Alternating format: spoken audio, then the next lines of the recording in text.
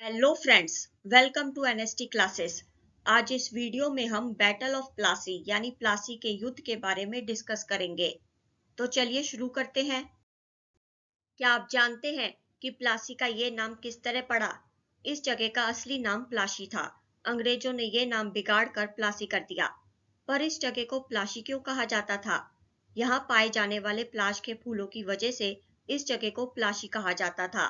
इन प्लाश के खूबसूरत लाल फूलों से गुलाल बनाया जाता है, जिसका इस्तेमाल हम होली के त्योहार पर करते हैं। द बैटल ऑफ प्लासी यानी प्लासी का युद्ध। 1756 में अलीवर्दी खान की मृत्यु हो गई। उसके बाद सिराजुद्दौला बंगाल के नवाब बने। चलिए जानते हैं कि पपेट का क्या मतलब होता है। पपेट यानी कठपुतली। ये एक खिलौना होता है जिसे आप धागों के सहारे अपने हिसाब से नचा सकते हैं।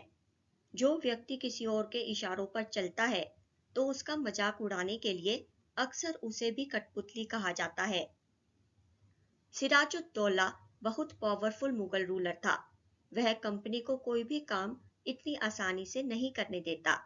इस वजह से कंपनी सिराजुद्दौला की जगह एक ऐसा नवाब चाहती थी जो अंग्रेजों के हाथों की कठपुतली बनकर रहे और जो कंपनी को व्यापारिक रियायतें और अन्य सुविधाएं आसानी से देने में बिल्कुल भी आनाकानी ना करे। कंपनी कोशिश करने लगी कि सिराजुद्दौला के प्रतिद्वंदियों में से किसी को नवाब बना दिया जाए, पर कंपनी को इसमें कामयाबी नहीं मिली। कंपनी की इस कोशिश के बारे में जब सिराजुद्दौला को पता चला, तब उसने कंपनी को हुक्म दिया कि कंपनी उनके राज्य के राजनीतिक मामलों में टांग अड़ाना बंद कर दे, किलेबंदी रोके और बाकायदा राजस्व चुकाए। कंपनी और सिराजुद्दौला दोनों ही अपनी बातों पर अड़े रहे। दोनों पक्ष पीछे हटने को तैयार नहीं थे। सिराजुद्दौला अब कंपनी से परेशान हो चुका था। इस वजह से उसने अपने 30,000 सिपाहियों के साथ कासिम बाजार में स्थित इंग्लिश फैक्ट्री पर हमला बोल दिया। सिराजुद्दौला यही नहीं रुका। उसके सोल्जर्स ने कंपनी के अफसरों को गिरफ्तार कर लिया, गोदाम पर ताला लगा दिया, अंग्रेजों के हथियार छीन लिए और अंग्रेजी जहाजों को घेरे में ले लिया।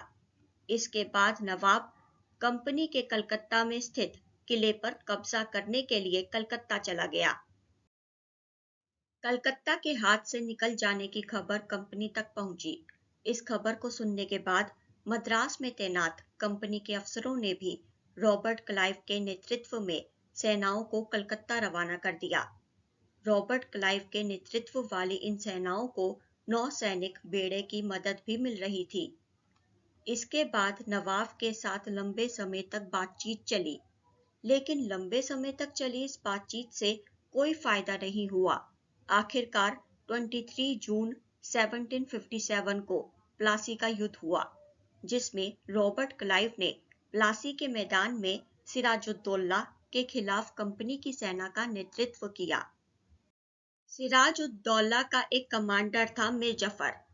कंपनी ने मीर जफर को यह लालच दे दिया कि सिराजुद्दौला को हटाकर उसे नवाब बना दिया जाएगा। ऐसा लालच पाकर मीर जफर रॉबर्ट क्लाइव के साथ मिल गया।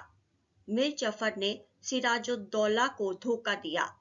वह फोर्सेस जिनका नेतृत्व मीर जफर कर रहा था, उन फोर्सेस ने इस युद्ध में हिस्सा ही नहीं लिया। यही नवाब सिराजुद्दौला की हार का सबसे बड़ा कारण था। देखा आपने, अंग्रेज कैसे लालच देकर अपना काम करवा लेते थे। प्लासी का युद्ध इसलिए महत्वपूर्ण माना जाता है क्योंकि भारत में यह कंपनी की पहली बड़ी जीत थी। प्लासी के युद्ध के बाद सिराजुद्दौला को मार दिया गया और मीर जफर को नवाब बना दिया गया। कंपनी ये जान चुकी थी कि थोड़ा सा लालच देकर वह अपना कोई भी काम करवा सकती है। इसलिए कंपनी अभी भी शासन की जिम्मेदारी संभालने को तैयार नहीं थी। कंपनी का मूल उद्देश्य ट्रेड यानी व्यापार को फैलाना था। कंपनी ने सोचा कि अगर ये काम स्थानीय शासकों की मदद से बिना लड़ाई लड़े आसानी से किया जा सकता है, तो हमें किसी भी राज्य को सीधे अपने कब्जे में लेने की कोई जरूरत नहीं। कंपनी ने ऐसा इसलिए सोचा क्योंकि कंपनी जानती थी कि मुगल रूलर्स को कैसे अपने कंट्रोल में रखना है। उनसे कैसे अपना कोई भी काम करवाना है। कंपनी ने मीर जफर को लालच देकर प्लासी का युद्ध तो जीत लिया, पर कंपनी ने उस वक्त ये सोचा था कि मीर जफर उनके इशारों पर चलेगा, हम जो कहेंगे जैसा कहेंगे वैसा करेगा। यानी हम ये कह सकते हैं कि कंपनी ने ये सोचा कि मीर जफर हमारे हाथों की कठपुतली बनकर रहेगा, और ऐसा हुआ भी। लेकिन जल्द ही कंपनी को ये एहसास होने लगा कि कठपुतली नवाब भी हमेशा कंपनी के इशारों पर नहीं चलते। इसलिए कंपनी को लगा कि अपना मकसद पूरा करने के लिए यह रास्ता भी आसान नहीं है। अब सवाल ये है कि कठपुतली नवाबों को तो कंपनी ने ही नवाब बनाया, तो वह कंपनी के इशारों पर क्यों नहीं चल रहे थे? ऐसा इसलिए क्योंकि उन्हें भी तो अपनी प्रजा की नजर में सम्मान और संप्रभुता का दिखावा करना पड़ता था। वह भी तो चाहते थे कि उनकी प्रजा उनका थोड़ा सम्मान करे। तो देखा आपने, कठपुतली नवाबों का दिखावा करना भी कंपनी को रास नहीं आ रहा था। मतलब कंपनी ये चाहती थी कि नवाब पूरी तरह से उनके वश में रहे, वह थोड़ा सा भी अपना दिमाग ना लगाए, कंपनी जो कहे बस वो करे। तो देखो जरा, ये कठपुतली नवाब कंपनी के इशारों पर तो चलते थे, पर लालच की वजह से अपनों को ही धोखा देते थे। वाह क्या बात है। तो अब जब कंपनी को कठपुतली नवाबों से भी दिक्कत है, तो अब कंपनी क्या करेगी? मीर जफर को कंपनी का इतना ज्यादा इंटरफेरेंस सही नहीं लग रहा था, इसलिए उसने कंपनी का विरोध किया। तो कंपनी ने उसे हटाकर मीर कासिम को नवाब बना दिया। थोड़े समय बाद मीर कासिम भी विरोध करने लगा, तो कंपनी ने मीर कासिम के खिलाफ 1764 में बक्सर की लड़ाई लड़ी। इस लड़ाई में कंपनी ने मीर कासिम को हरा दिया।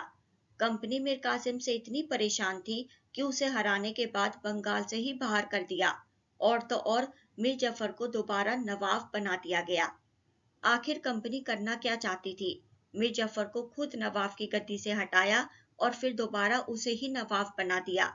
समझ ही नहीं आ रहा कि ये हो क्या रहा था। कंपनी कोई खेल खेल रही थी क्या? मीर जफर को दोबारा नवाब बनाने के बाद अब तो कंपनी ने हद कर दी। नवाब कंपनी को हर महीने 5 लाख रुपए देता था, पर कंपनी को 5 लाख रुपए भी कम पड़ रहे थे। कंपनी को अपनी सेना पर खर्च करना था, अपनी व्यापारिक जरूरतों पर खर्चा करना था, और अपने अन्य खर्चों को भी पूरा करना था। इसके लिए कंपनी को और पैसा चाहिए था। कंपनी ज्यादा से ज्यादा इलाकों पर भी कब्जा करना चाहती थी, जिससे ज्यादा से ज्यादा कमाई हो सके। 1765 में मीर जफर की मृत्यु हो गई। तब तक कंपनी के इरादे बदल चुके थे। कंपनी कठपुतली नवाबों से तंग आ चुकी थी। इन नवाबों के साथ कंपनी के एक्सपीरियंस बहुत अच्छे नहीं रहे। अपने खराब अनुभवों को देखते हुए क्लाइव ने ये ऐलान किया कि अब हमें खुद ही नवाब बनना पड़ेगा। अब मुगल एम्परर ने कंपनी को आगे बढ़ने में मदद की। 1765 में मुगल एम्परर ने कंपनी को ही बंगाल प्रांत का दीवान नियुक्त कर दिया। अब तो कंपनी बहुत खुश हो गई होगी, क्योंकि दीवानी मिलने की वजह से कंपनी को बंगाल के विशाल राजस्व संसाधनों पर नियंत्रण जो मिल गया था। 18th सेंचुरी की शुरुआत से ही भारत के साथ कंपनी का व्यापार बढ़ता जा रहा था। दीवानी मिलने के बाद कंपनी की एक पुरानी समस्या भी हल हो गई थी। समस्या ये थी कि भारत में ज्यादातर चीजें ब्रिटेन से लाए गए सोने और चांदी के बदले में खरीदनी पड़ती थी। इसकी वजह ये थी कि उस समय ब्रिटेन के पास भारत में बेचने के लिए कोई चीज नहीं थी। प्लासी के युद्ध के बाद ब्रिटेन से सोने का इंपोर्ट कम होने लगा, और बंगाल की दीवानी मिलने के बाद तो ब्रिटेन से सोना लाने की जरूरत ही नहीं रही। अब तो कंपनी भारत से होने वाली आमदनी के सहारे ही अपने सभी खर्चे चला सकती थी। अब कंपनी की बहुत कमाई होने लगी। सवाल ये है कि कंपनी इस कमाई को अपने किन खर्चों पर लगाती। इस कमाई से कंपनी भारत में कॉटन और सिल्क टेक्सटाइल्स यानी सूती और रेशमी कपड़ा खरीद सकती थी, अपनी आर्मीज को मेंटेन कर सकती थी, और कंपनी इस कमाई से कलकत्ता में अपने किलों और दफ्तरों के निर्माण की लागत उठा सकती थी। अगर आपको वीडियो पसंद आई हो तो वीडियो को लाइक करें और शेयर करें। अपने विचार कमेंट करके बताएं। चैनल को सब्सक्राइब जरूर करें और सब्सक्राइब करने के साथ नोटिफिकेशन बेल को प्रेस करके ऑल पर क्लिक करें। See you in the next video. Till then, goodbye. Thank you so much. Thanks for watching.